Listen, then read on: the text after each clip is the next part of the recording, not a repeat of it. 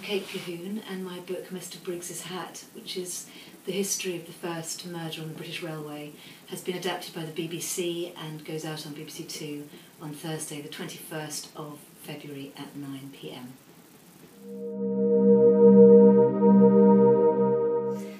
In July 1864, the battered body of an elderly banker was found on the tracks between Fenchurch Street and Hackney, and it soon became apparent after he died that the first murder had happened on a British train.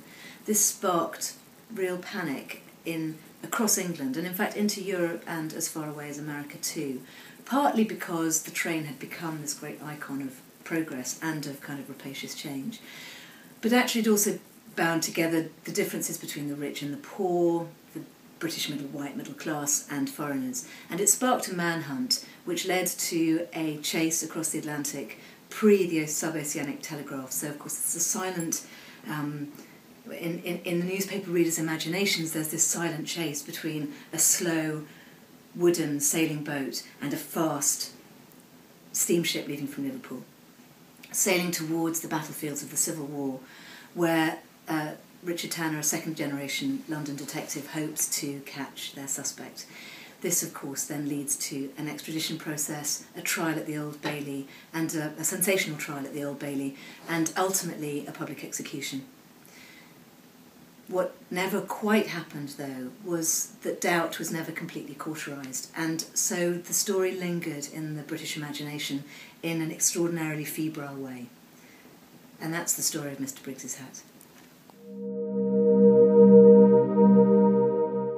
So the story was suggested to me by somebody who was writing a big history of British railways as a sort of forgotten story. Those are the things that I quite like. My first book was a biography of Joseph Paxton, the great forgotten Victorian. So I'm used to swimming in the 19th century waters and have actually made quite an effort to get out of them and not to continue to swim in the same waters, because although I believe, of course, that a depth of knowledge is more important than a breadth of knowledge, I also believe in as a writer in being able to communicate the surprise of a story. And I think if you stay in exactly the same period as a non-academic but as a writer, you can run into all sorts of problems of making assumptions. However, anyway, the story was suggested to me. I was nervous about doing it for a number of different reasons. Once I began to read a few of the newspaper clippings about it, it gripped me. And it gripped me for a lot of reasons, not just because it was a forgotten story, but because two main reasons. It's a wonderful lens, as any narrative historian is always looking for, through which to look at the social history of a very particular era. It had a great cast of working class Londoners, rather as if that you might find in a Dickens novel or in Henry Mayhew's journalism. That's quite rare, as we all know, to find those first-hand accounts of life from poor working class people. So that was very interesting to me. It was a forgotten story, which makes it perfect. But also, and I think this is what has interested me about every book I've ever written, it enables us to punch a hole in time and hold hands with the past in a way which is very familiar. There are real parallels between the reaction of society in 1864 and the way we felt, it seems to me, without pushing the point, after the terrorist bombings of 7/7. It opens a Pandora's box which gives rise to a number of very similar questions. How does a society deal with the issues that arise as a result of being the kind of country that seduces immigration because of its liberal values, because of its wealth? How does one deal with supposed threats to national security?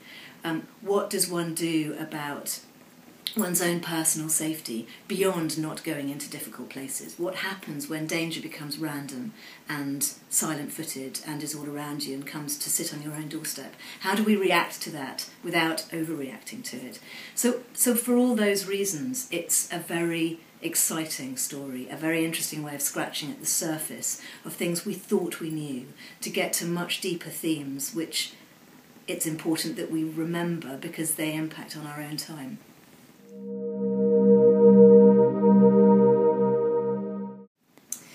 When I was at university, social history was the bit of history which was if you want to use a word, sneered at. It was the bit of history which wasn't big man history. It wasn't about wars and economics and the things which have supposedly changed us or that we should be most aware of. And I think in our generation, in terms of writing, what we call narrative history or popular history, is sometimes denigrated. Actually, do you know what? It's not for me. I've worked at Faber and Faber, I've worked at Oxford University Press, I've worked with people who can write beautiful stories and people who are clever, brilliant researchers. I think what's interesting to me is being able to communicate history in an extremely rigorous and scholarly way, you know, never making stuff up, never leaving any stone unturned, never refusing to question what needs to be questioned, endlessly in fact. But there is nothing wrong, in fact there's everything right in my mind, in being able to communicate that in the most compulsive and seductive way possible, to make history alive. But you know what, I don't think you can manufacture it. I think that comes, one is the kind of historian one is the kind of writer one is. One's own writing is influenced by one's own reading, and by the rhythms in one's head, and by the music one listens to, and so there's all of that. It is a creative process. And the thing that I'm learning not to be ashamed of is that there is an element of creativity even in rigorous scholarly history, and actually to ignore that seems to me to ignore something absolutely fundamental about communication, so that we can't fill in the gaps. There is a difference between fiction and non-fiction. Fiction wants mostly to make things round and finished, to provide answers, and history can't do that if they don't exist. But actually its power lies in being able to communicate a story or facts, warts and all, gaps and all, but to do it in an imaginative way that now enables people to make a kind of intellectual stroke imaginative connection with the facts that you're communicating.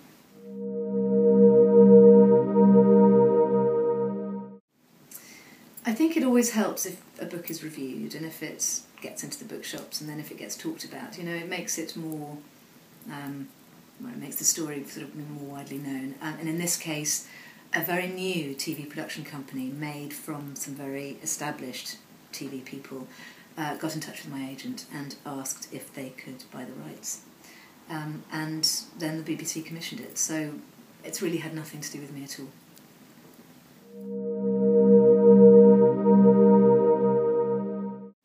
My involvement has been nothing beyond the sort of pleasure of watching it being done. I was signed to be a consultant if they needed help. In fact, the team who put it together were the most sort of remarkably tenacious, clever, knowledgeable, intelligent, switched on production team I've ever met.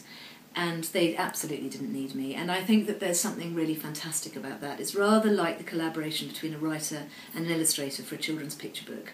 You have to let each do their job in order to give it a separate life. And so they didn't need anything from me. I went and I watched it being filmed. I thought the script, Chris Durlacker's script, is exceptional. The care with which the casting and the costumes have been put together is sort of extraordinary and absolutely beyond anything that I expected. So no, they didn't need me.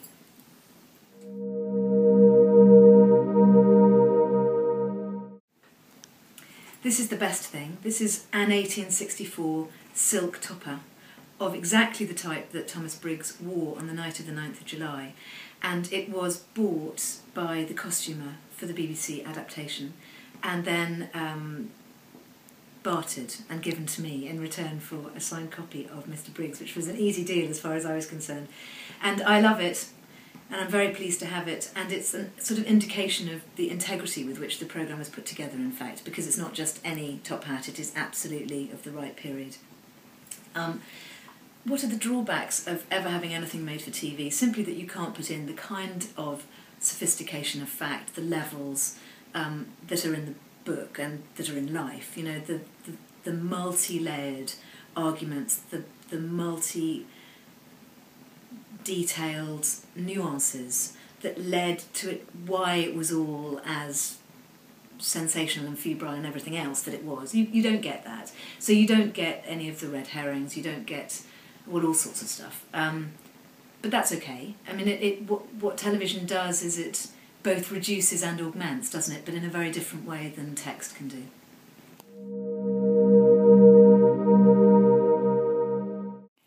I think for a number of reasons. I mean, first of all, let's get it right. You know, the 16th century is extraordinary, as is the 18th century. I mean, there are when you really look at it, there are lots of different periods of history which have a real connection to us and to our sense of nationhood and our sense of history. But I think when it comes to the 19th century, there are two things. First of all, it's relatively recent. It's relatively recognisable. Its script is readable. Its spelling is recognisable. You know, in a way that actually previous periods aren't. It is all around us. It's in the houses that we live in, the bridges that we cross, the buildings that we go into. You know, because industrialisation changed the face of England, and it's still here. I think we walk through Victorian history more consciously perhaps than we walk through Roman history in London or even Elizabethan history when we're on the Thames. So it's more around us, it's closer. And it's peopled with an awful lot, not enough women, but an awful lot of really phenomenal characters, from Dickens to Brunel to Paxton. I mean, they're everywhere, and they got things done. You know, the speed at which the Victorians got things done and the scale on which they imagined is, I think, really speaks to us. And because we're going through our own revolution, a digital revolution, which is travelling faster, changing more comprehensively, more speedily than almost any revolution any of us have lived through in the 20th or 21st century so far, I think where there is also a kind of visceral connection to what it must have felt like to live through the Industrial Revolution, where the pace of change is sort of overwhelming and can make you feel both extremely proud and excited and also rather anxious, because you wonder what's the price we might have to pay for this acceleration of progress.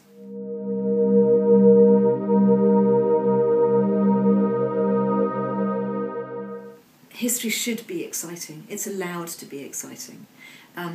It's allowed to be exciting even if it's the tiniest subject, the narrowest focus, or if it's a very broad canvas focus, looking at, you know, the reasons for a massive social change or a conflict or whatever. It doesn't matter, as long as, I think it's acutely important to be passionate about it, and also to be dispassionate about how rigorous you're being, how honest, so you're not carried away on a wave of kind of emotion. But I think with all academics, and this has changed hugely in my lifetime, the most important thing is to be articulate, but to be articulate in a sort of honest and human way, not to use vocabulary which is reductive in terms of exclusive. You know, I when I worked for an Oxbridge press, found that the first few years that I was there, I sometimes didn't understand what people were talking about, because there was a clubby kind of language which used rare and esoteric kind of words, and when you get used to it, you don't realise how exclusive you're being. But actually, and I'm not suggesting that one dumbs down, I'm not suggesting that one talks in words of few syllables or doesn't use precisely the right adjective or adverb or whatever, but I think it's really important to accept that it doesn't have to be portentous and it doesn't have to be exclusive, and it is all about saying this happened or we think this happened. To be, I mean, what it comes back down to always is being honest. Honest, passionate, enthusiastic, truthful, rigorous, and embracing and inclusive rather than being exclusive. Now look, that's a personal view, and whether or not that's the way to succeed in the media is absolutely, you know, who knows whether that's a recipe or not. I think possibly not. I think all of the media requires a certain amount of kind of puffed up confidence. But I think you can only be who you are, and so my only bit of advice to anybody who wants to work within any kind of media is just be who you are, and if it works, great, you're onto a winner, and if it doesn't, then stick to the writing or stick to the research.